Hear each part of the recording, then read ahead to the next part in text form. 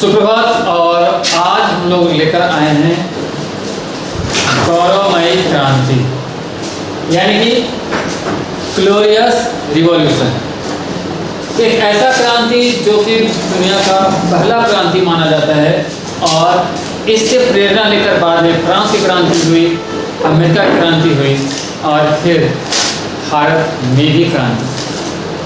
चलिए, glorious revolution या गौरवमयी क्रांति का परिचय जानते हैं। परिचय में गौरवमयी क्रांति जो है इंग्लैंड के इतिहास का एक महत्वपूर्ण घटना था, और ये राजनीतिक घटना था, और ये हुआ था 1688 को। 1688 में घटी हुई एक घटना थी, और इसे गौरवमयी या ग्लोरियस रिवॉल्यूशन इसलिए कहा गया क्योंकि इस क्रांति में रक्तपात नहीं हुआ, यानी कि क्रांति जो था वो रक्त विहीन था, खून नहीं बहा, यानी कि एक भी हत्याएं नहीं हुई, एक भी मर्डर नहीं हुआ, एक लोग की जान नहीं गई, और क्रांति सक्सेस हो गया, सफल हो गया। इसीलिए इसका नाम पड़ा ग्लोरियस रिवॉल्यूशन या गौरवमयी क्रांति। ऐसा क्रांति जिस पर कोई भी प्राउड कर सकता है, सत्ता भी बदल गया और किसी की जान भी नहीं गई।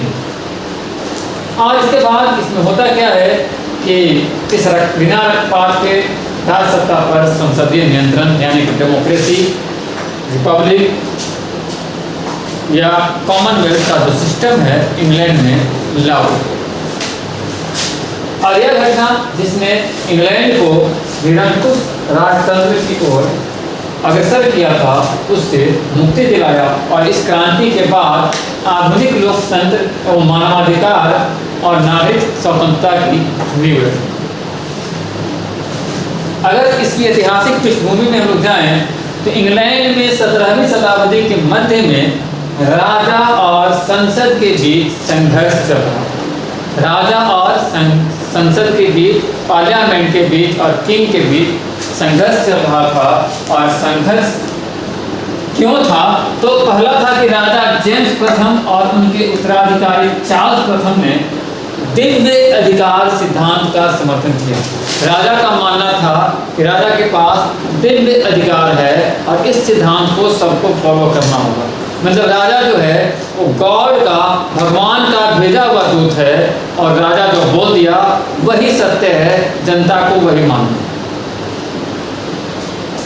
और राजा भगवान प्रदत्त अधिकार है, इसका कोई विरोध नहीं कर सकता।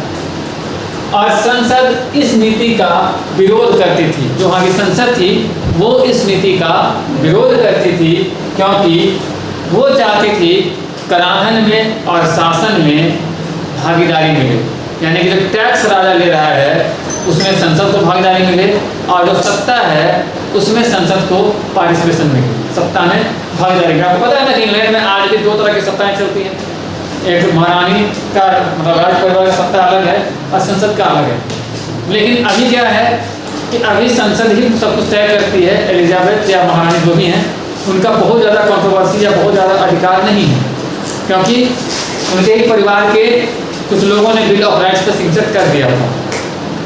लेकिन उस समय संघर्ष जबरदस्त चल रहा था। राजा सुपरमेसी में था और संसद को अधिकार नहीं दे रहा।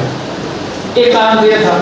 एक कारण था कि इसी कारण से इंग्लैंड में गृह युद्ध, सिविल वार हो गया। और सिविल वार कब से कब तक हुआ? अगर आपसे पूछ दे, अगर आप यूपीएससी या ग्रेजुएशन या जेपीसी के एस्पिरेंट्स हैं, स्टूडेंट्स हैं, तो आपसे पूछ दे कि इंग्लैंड का सिविल वार कब हुआ, गृह युद्ध कब हुआ, तो आपका जवाब क्या होगा?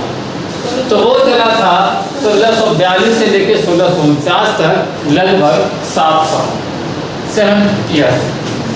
और ये चला था संसद समर्थक ओलिवर क्रॉमवेल की सेना और राजशाही के बीच, यानी कि राजा और वहाँ के संसद के जो मेंबर थे उनकी सेना के बीच। और इसमें राजशाही परास्त हो गई और संसद इस युद्ध में, गृह युद्ध में, जीत गई।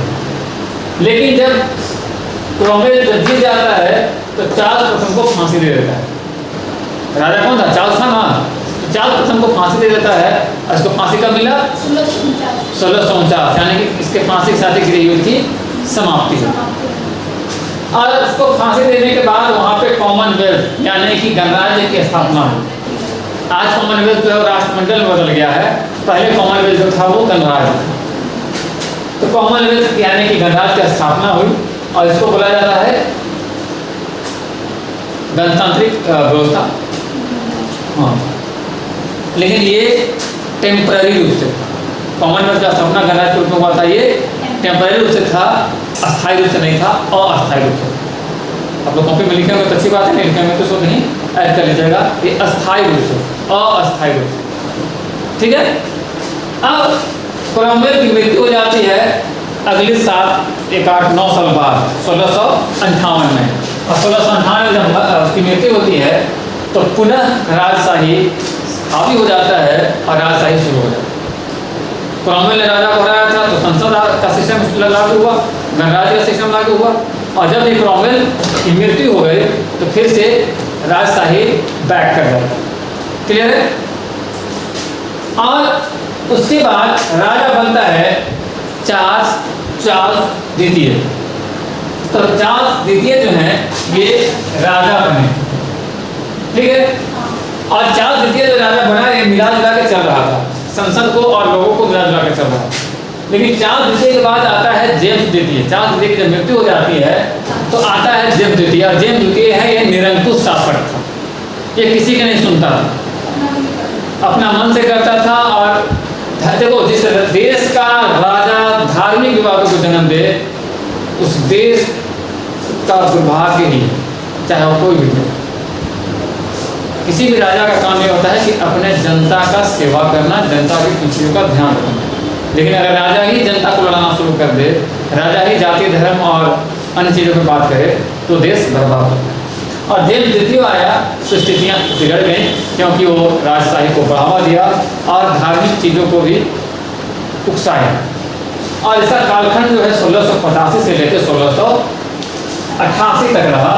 और इसमें क्या होता है कि कुछ क्रांति के जो कारण थे ये समझिए। पहला कारण था धार्मिक कारण। तो धार्मिक कारण क्या था कि जेम्स द्वितीय जो है कैथोलिक धर्म का अनुयायी था। और इंग्लैंड की अधिकांश जनता जो है, जो ज़्यादा पॉपुलेशन है, वो प्रोटेस्टेंट धर्म की है। वहाँ पे दो धर्म है। जैसे इंडिया में बेसिकली आप सुनिएगा तो चर्चा होता है हिंदू मुसलमान, जैसे सिख ईसाई भी बाकी लोग भी हैं, लेकिन यहाँ चर्चा करते हैं हिंदू मुसलमान का होता है। वैसे ही वहाँ पे कैथोलिक और प्रोटेस्टेंट थे, जैसे श्रीलंका में तमिल और सिंह। हाँ, तो धार्मिक कारण में यही था कि भाई ये कैथोलिक था, पॉपुलेशन था, प्रोटेस्टेंट था, प्रोटेस्टेंट का। दूसरा कारण था कि चर्च और प्रशासन का जो अपॉइंटमेंट होता था उसमें सब नौकरी में जाता था कैथोलिक को। श्रीलंका में पढ़े थे ना हम लोग, सब नौकरी किसको मिलता था? सिंगली को। वैसे ही पॉपुलेशन किसकी है? प्रोटेस्टेंट की। और जॉब किसको मिल रहा है? कैथोलिक की। तो जाहिर सी बात है कि प्रोटेस्टेंट जो है उनको दुख होगा। उसके बाद पोप से संबंध मजबूत करने की कोशिश की गई। एक धार्मिक गुरु होते हैं उनके कैथोलिक के, और की गई। और जनता और संसद इससे दोनों नाराज हुए। जनता को भी दुख हुआ और संसद को भी दुख हुआ। पोप से संबंध मजबूत करने की कोशिश, जनता और संसद दोनों नाराज। उसके बाद क्या है कि प्रोटेस्टेंट का कैथोलिक शासन स्थापित होने का डर हो गया। प्रोटेस्टेंट जो थे उनको डर हो गया कि कैथोलिक शासन स्थापित हो जाए। और डर का कारण क्या था पता है? इसकी दो बेटी थी। हाँ, जेम्स द्वितीय की दो बेटी थी। एक का नाम था मैरी और एक का नाम था एनी। तो उसका हाफ पैंट जो था प्रोटेस्टेंट था। तो जो तो जाहिर सी बात है कि तब तक लोग बेनिफिकिर रहा। लेकिन जब इसकी खींचे को ब्याह किया और दोबारा ब्याह किया तो मेहरारू जो आई वो कैथोलिक थी, तो बेटा जो हो गया वो कैथोलिक हो गया। तब भाई मर जाता तो कैथोलिक शासन हो जाता ना, इसीलिए ये विवाद हुआ। धार्मिक कारण में पहला तो कैथोलिक और प्रोटेस्टेंट के बीच जो गहरी दूरी थी, खाई थी, वो कारण। उसके बाद राजनीतिक कारण आते हैं, पॉलिटिकल कारण। तो जेम्स द्वितीय जो है ये संसद के अधिकार को सीमित कर दिए। चार्ल्स द्वितीय फ्रीसिंग किया था, लेकिन जेम्स द्वितीय जो है ये संसद के अधिकार को खत्म कर दिया, कंट्रोल कर दिया, सीमित कर दिया। और राज्य सत्ता को सर्वोच्च बनाने का प्रयास किया। आई एम द बॉस, मैं जो बोलूंगा वैसे। संसद को कई बार भंग किया और अपना आदेश को सर्वोच्च बताया। संसद कुछ भी बोलता तो बोला कि संसद पार्लियामेंट को भंग कर दो, हम जो बोले वही सही है, संसद मेरा विरोध नहीं हो सकता है। एक कारण ये भी था। तीसरा कारण था कि राजा की इच्छा एक कानून है। राजा को इच्छा हो गया कि भाई दिन कर देना है, तो दिन हो गया, यही कानून बन गया। अगर अभी रात है, उसको अंग्रेजी में डे बोलना है, तो राजा का मन हो गया तो कल तो सबको डे बोलेंगे, नाइट नहीं बोलेंगे। तो ये राजा का इच्छा था। और इससे क्या था कि संविधानवाद को ठेस, संविधान में तो भाई जो है वही सबको तो संविधान अधिकार देता है, तो संविधानवाद को ठेस पहुंचा। और इसके चलते संसद वर्सेस राजा का संघर्ष जो है वो तेज हो गया। ये दोनों के बीच विवाद बढ़ा, संघर्ष तेज हो गया। तीसरा कारण है राजनीतिक सामाजिक और आर्थिक कारण। तो उपनिवेश जो थे वो यूरोपीय शिक्षा और स्वतंत्र विचारधारा का विकास उपनिवेशों के अंदर होने की बात चल रही थी। उपनिवेश मतलब तो गुलाम, वहाँ भी चाहते थे कि यूरोपीय शिक्षा फैले, ये लोग चाहता था। इंडिया में गया था लॉर्ड मैकाले, ऐसे बहुत सारे उपनिवेश थे। और स्वतंत्र विचारधारा के लिए कहीं कहीं क्रांति शुरू हो चुकी थी, आंदोलन शुरू हो चुका था। एक कारण ये था। दूसरा था कि व्यापारी वर्ग मजबूत हो रहा था इंग्लैंड में, औद्योगिक क्रांति का असर था, और वो राजनीतिक भागीदारी चाहता था। जैसे कोई आम आदमी का पैसा हो जाता है तो सबसे पहले उसका होता है कि चुनाव हम भी लड़ते, नेता हम बनते, व्हाइट कलर का कपड़ा होता, एक मस्त फॉर्चूनर होता, एक कुर्ता पैजामा होता मस्त चरक चरक, गमछी पलामू का गमछी है, और 4 बॉडी गार्ड होता, 10 रुपये का होता। तो वहाँ के बिजनेस में भी चाहते थे कि हम पॉलिटिकल एंट्री मारें। राजा के मनमानी कर से परेशान थे वो। राजा का जो मन करता अपना टैक्स लगा देता, कोई लिमिटेशन था नहीं। और संसद में अधिकारों की बहाली चाहते थे कि संसद का जो अधिकार है उसको मिले। तो ये तीसरा कारण था। चौथा कारण था उत्तराधिकार। तो जाहिर सी बात है कि जेम्स की जो पुत्री थी दोनों प्रोटेस्टेंट थी। अब बेटा जो था दूसरी पत्नी से बात का जो शादी हुआ उसकी पत्नी से, वो कैथोलिक था। तो यहाँ उत्तराधिकार को लेकर विवाद हो गया कि बेटी को देगा कि बेटा को देगा, बेटा को देगा तो इंग्लैंड की जनता दुख, और बेटी को देगा तो जेम्स दुखी। तो उत्तराधिकार का झगड़ा होकर के जेम्स द्वितीय की पुत्री इस धर्म की थी, मैरी यानी प्रोटेस्टेंट की, और बाद में ब्याह किया उसकी मेहरारू भाई, उसकी पुत्र का किस धर्म का हो गया, कैथोलिक। तो इससे क्या हुआ कि भविष्य में कैथोलिक साम्राज्य स्थापित होने का डर हो गया। संसद ने इस संभावना को समाप्त करने के लिए प्लान बनाया। संसद का प्लान बनाया कि कैथोलिक राज्य स्थापित ना, उसके लिए प्लान बनाया जाए। तो प्लान बना के क्या किया कि घर का विभीषण लंका ढाए। तो जेम्स को समाप्त करने के लिए प्लान बनाया। अब प्लान जब बनाता है तो संसद जो है जेम्स का जो दामाद है, यानी कि मैरी का जो हस्बैंड है, पति देव हैं, उनको बुलाता है। और ये कहाँ के थे? ये थे नीदरलैंड के। इनका नाम था विलियम ऑफ ऑरेंज। तो संसद ने विलियम ऑफ ऑरेंज को इंग्लैंड आने का निमंत्रण दिया। तो डच को हमेशा ऑरेंज ही बुलाया जाता है। अभी भी आप क्रिकेट खेलने जाएगा तो देखिए उनका टी-शर्ट सब ऑरेंज होता है, संतरे कलर का। तो विलियम ऑफ ऑरेंज या विलियम ऑफ संतरा महोदय को इंग्लैंड आने का निमंत्रण दिया गया। ऑरेंज को हिंदी में संतरा कहते हैं ना। तो और विलियम जो था ये नीदरलैंड का राजा था। नीदरलैंड मतलब हॉलैंड है, डच जिसको कहते हैं, वहाँ का ये राजा था। और जेम्स द्वितीय की जो पुत्री थी उसका मैरी उसका हस्बैंड था। अरे माफ कीजिएगा, हस्बैंड था। भोजपुरी में उसको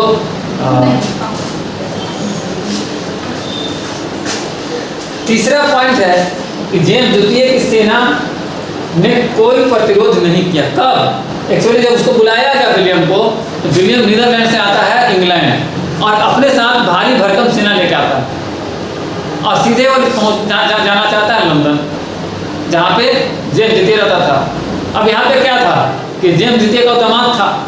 अब विलियम आया था सेना लेके, अब अपने दामाद को मार के अपनी बेटी को विधवा करेगा। तो जेम्स द्वितीय है वो प्रतिरोध या विरोध नहीं किया। अब विरोध नहीं किया, चुपचाप ससुरा कहाँ गया तो परिवार से भाग गया फ्रांस। अपने दामाद से बेचारा किसे लड़े? तो संसद वाला गेम खेला। अब विलियम पूरा वहाँ से लाओ लश्कर के साथ, सेना के साथ, फोर्स के साथ आया कि जा रहे हैं ससुर के मार देंगे।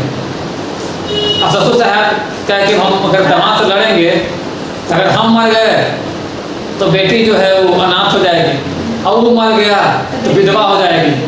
तो ससुराल लॉस तो दोनों साइड से था। तो कहा कि छोड़ो घर दूल्हा छोड़ के भाग जाओ। तो जेम्स द्वितीय जो भाग के कहाँ चल गया?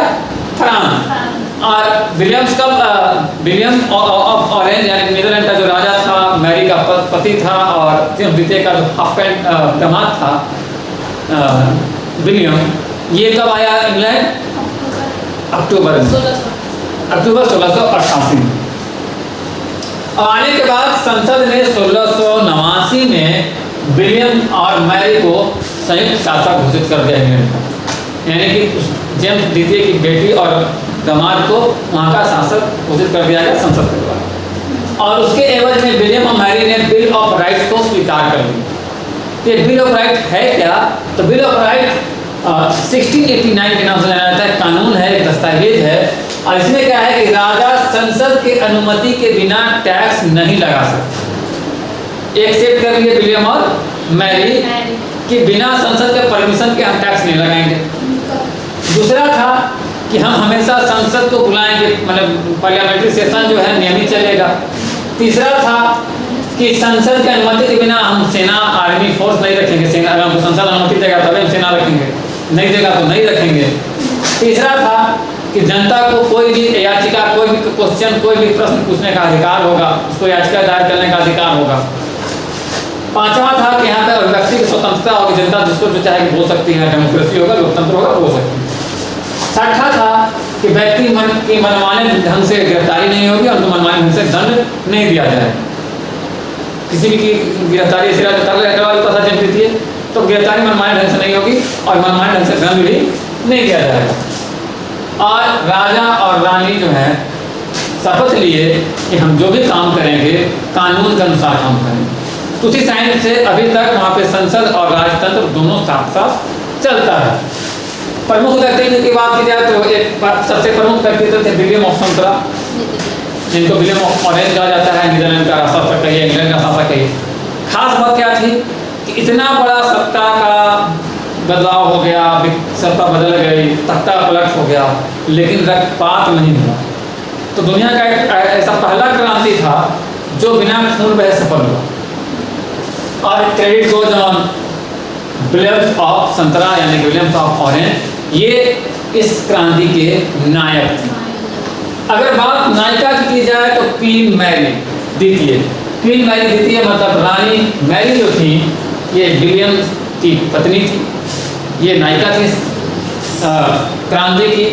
और अगर विलेन की बात की जाए तो जेम्स द्वितीय जो था वो था विलेन, निरंकुश शासक और धार्मिक क्रांति का जनक। उसके चलते ही प्रोटेस्टेंट और कैथोलिक के बीच झगड़ा शुरू हुआ। और संसद सदस्य का जो रोल था वो था कि डेमोक्रेसी को बचाने में उन्होंने स्टेप लिया। आगे हम लोग पढ़ेंगे इसी के अगले पार्ट में कि इसके लाभ क्या हुए, इसके परिणाम क्या हुए, इसके निष्कर्ष क्या निकले और भविष्य में कैसे इसके चलते अमेरिकी क्रांति जैसे चीज़ें